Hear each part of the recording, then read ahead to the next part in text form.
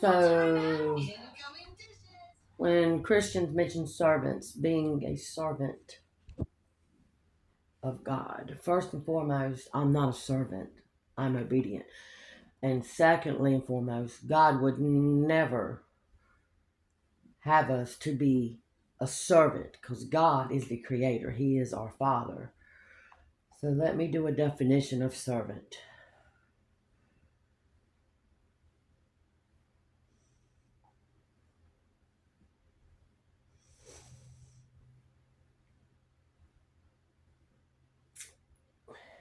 Let's see.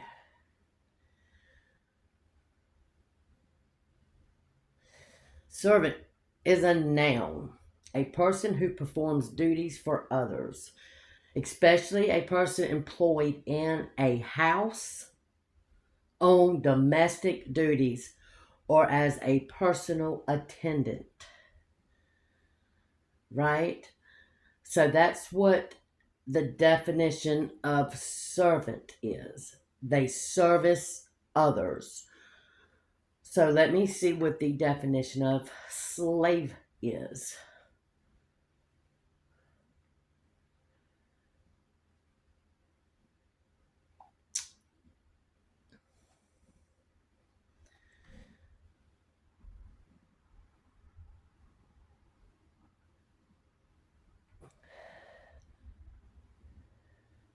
A person who is forced to work for and obey another and considered to be their property.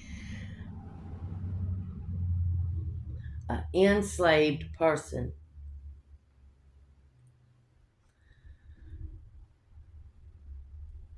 A device or part of one directly controlled by another.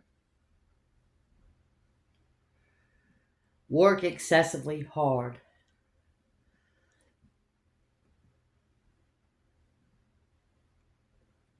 So I want now to see if servant and slave go hand in hand.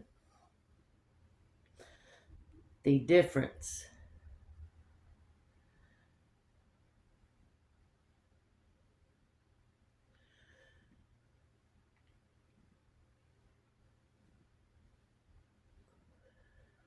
A servant is hired to work for another person while a slave is owned by another person.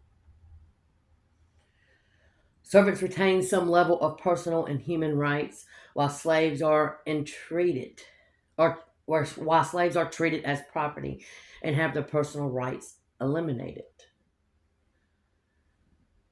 Servants are paid wages, have time off, and negotiate their job description and working hours. Slaves are not usually paid with money, but instead receive food, lodging, clothing, which are considered their wages. So you go to a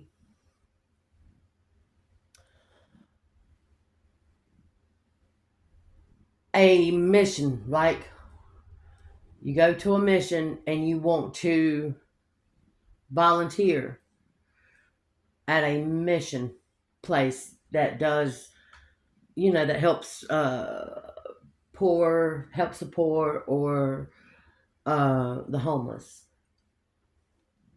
right? When you do that, because I've done that, I'm doing that now. When you do that, I'm just trying to get a clear understanding of what is the difference, because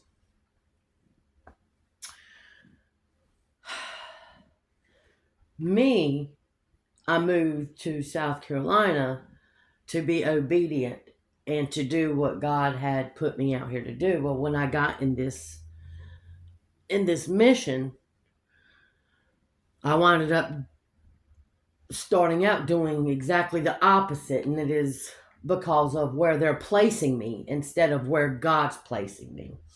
Okay? But here's the thing. Slaves are usually not paid with money, but instead receive food, lodging, and clothing, which are considered their wages. Okay? So I'm not going there looking for money, but I am working there and receiving clothes and food and things like that. Okay?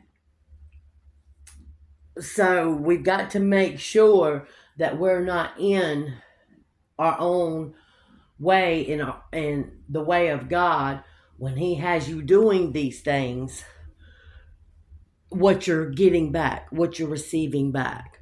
You've got to make sure that when you're planting your seeds and you're ready to sow them, that they are seeds that are growing, not seeds that are dead, right? Speaking of the root, right? There's a lot of seeds that cannot be rooted to grow, right?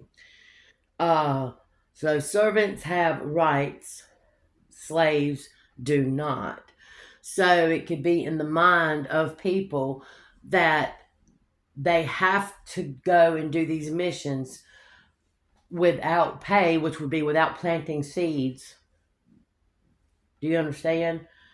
That will not grow. So that would be at the bottom of the barrel. When we talk about the three heavens, we've got the two heavens that we live in now, and then the third heaven, which is what God promises us, the eternal, right? The eternal life, the happy ever after, the the relaxation part, the happy part, right? Of heaven on earth here. So we got to make sure and understand that we're not listening to others and keeping us in the first two heavens, which is slavery, poverty, not being able to grow the seed that God gave you to plant, right? Because it is a very fine line between servants and slavery. Okay? So, back in the 19th century, they mentioned slavery, which would be the people who were working, in the fields, but the slaves who were working in their homes were called servants. Mm, right? They still wasn't getting paid anything but food, clothing, and things like that. So you got to understand where you're being placed and what your purpose and your mission is of what you're doing, not allowing the people around you who feel like they have the authority to place you where they want to when God is placing you where you're supposed to be, because you could start manifesting the energy of servantry or slavery.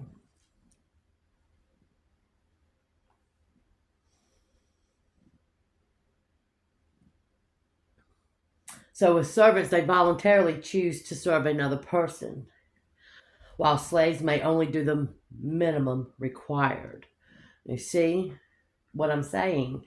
So you go to these missions, these places that help homeless people, you got to make sure that you're not, if God has led you to be a part of the world, like of the world or a part of the world, it's going to be one or the other, depending on where your spiritual journey is, right? So with me, I voluntarily choose to serve other people.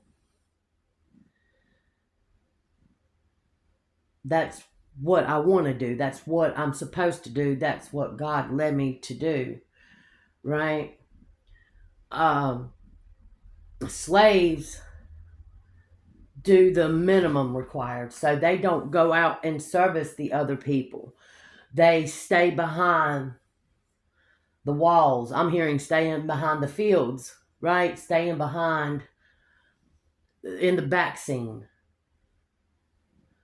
They're not seen and they're not recognized. And that right here it speaks of slavery's only do the bare minimum required. So they have to stay away from the people in general.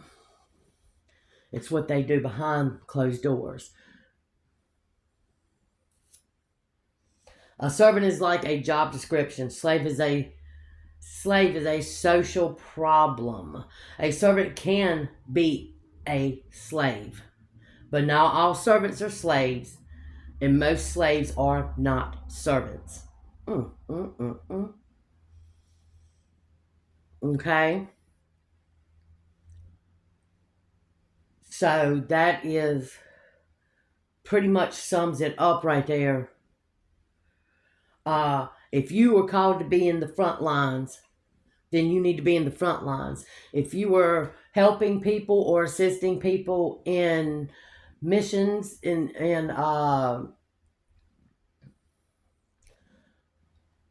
like homeless people, giving out clothes, feeding them, things like that. If you're in the back lines and God is saying, no, you're supposed to be in the front lines only because of where your journey is and where you've come from and where you're at now, you need to make sure you step up and lead in the front lines.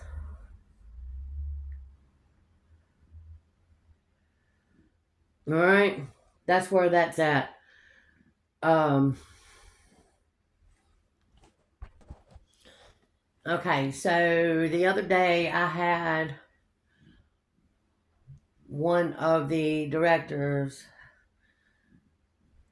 use a word that I'd never had heard of, and it was called stewards. While I was giving out the food, he says, remember, we must be good stewards. So here is the definition of that. A person responsible for supplies of food to an institution, supervises arrangements or to keep order at a large public event, manage or look after. And that's what a steward means, because when he said that, I didn't understand what that meant right there. And it is a noun, a person who administers the property, house, finances of another, a person who manages the eating arrangements, staff, or service at a club, hotel, institution, etc. A person who attends to passenger on a aircraft, ship, or train, a mess attendant in a naval mess. Okay, so it's got a lot to do with divvying out food, is what it seems to me, okay? The true meaning of stewardship is conducting, supervising, or managing of something. This is a careful and responsible management of something entrusted in one's care or stewardship of natural resources. Right here. So I'm curious of what it means in the Bible.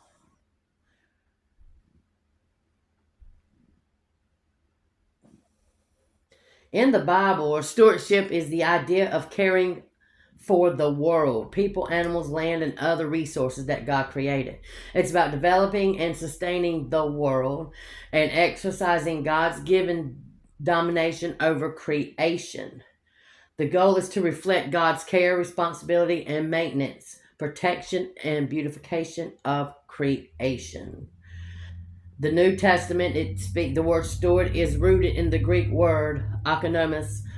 I can't believe I just said that, which means the manager of a household.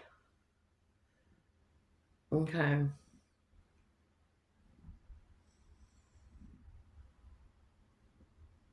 So I'm not sure how the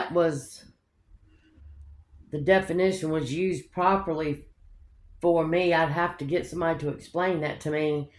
Uh, I'm assuming, I am caring for the people by serving them food,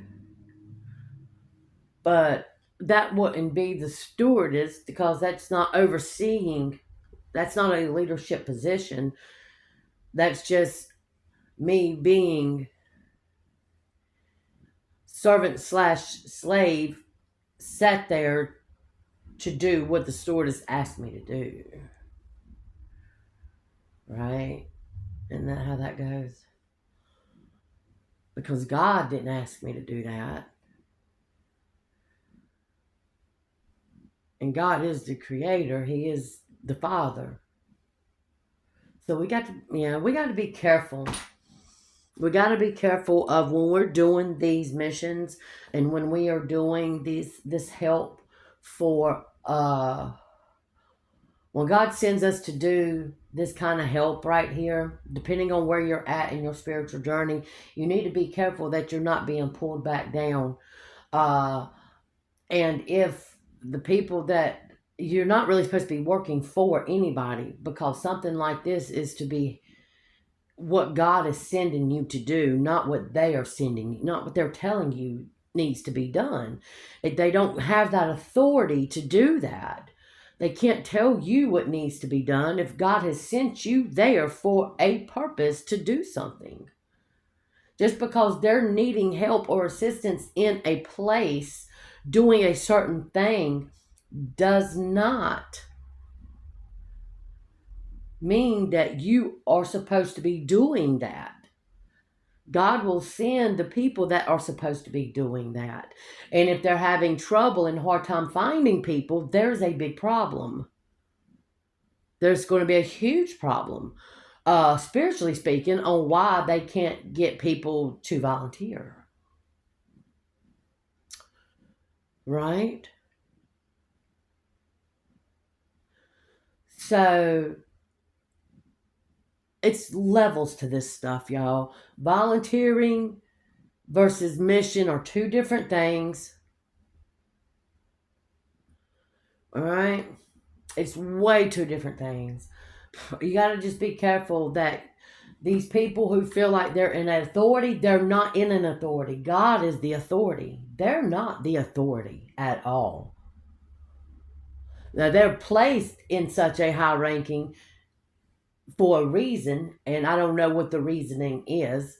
Some of them it could be good. Some of them the reason is because they took it upon themselves without God's movement to tell them to go there. And that, my friend, is a reason why these people, some of these places are not getting volunteers and help because they're taking it upon themselves to place themselves where they're not supposed to be.